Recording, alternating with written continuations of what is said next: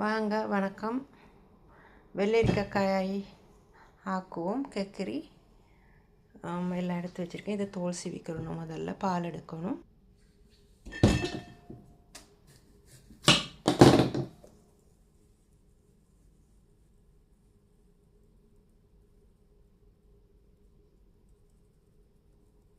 அப்புறம் எடுக்கிறது ஏன்னா கசப்பு தன்மை இருந்துச்சுன்னா என்னமோ அப்போ வந்து வந்துடும்.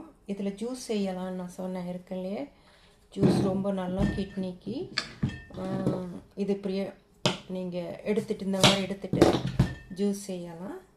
நல்லா மிளகுத்தூள் கொஞ்சம் போட்டு விதையோட தோலை சீவிட்டு விதையோட நீங்கள் அரைக்கலாம். நல்லாயிருக்கும். அப்போ அதில் வேணுமுன்னா நீங்கள் புதினா கொஞ்சமும் போட்டுக்கலாம். நல்லாயிருக்கும் ஜூஸுக்கு. அப்புறம் இல்லாட்டி எலுமிச்சம்பழமும் மிளகுத்தூளும் உப்பு போட்டு ஜூஸ் செஞ்சு குடிங்க. குளுமையாகவும் இருக்கும். இன்றைக்கு தான் மரத்தில் போடுங்க காய். இது நல்லா இருக்குது. வெட்டிக்குவோம் துண்டு துண்டை. ஸோ உங்களுக்கு எப்படி வேணுமோ அந்த மாதிரி நீங்கள் வெட்டிக்கலாம். எந்த ஷேப்புக்கு வேணும்னு அப்போ இப்படியும் வெட்டிக்கலாம், இல்லாட்டி நீட்டமாகவும் வெட்டிக்கலாம். அது உங்களோட இஷ்டம். இந்த மாதிரி பால் கறிக்கு ஆக்குவோம். பால் கறிக்கு தான் ஆக்க போகிறேன். ஆனால் நல்லா இறைச்சி கறி மாதிரி ஆக்கலாம். நல்லா டேஸ்ட்டாக இருக்கும். வறுத்த மசாலாலாம் போட்டு. இன்றைக்கு வந்து பால் கறிக்கு தான் ஆக்குறது.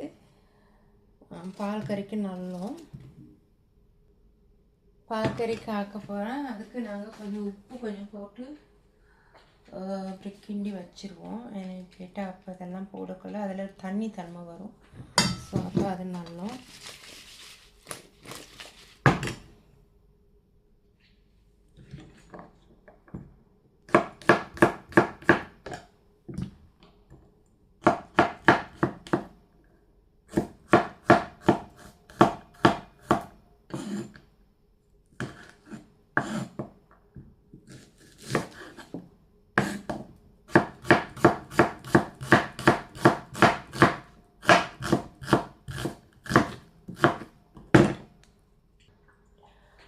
இதெல்லாம் போட்டாச்சு.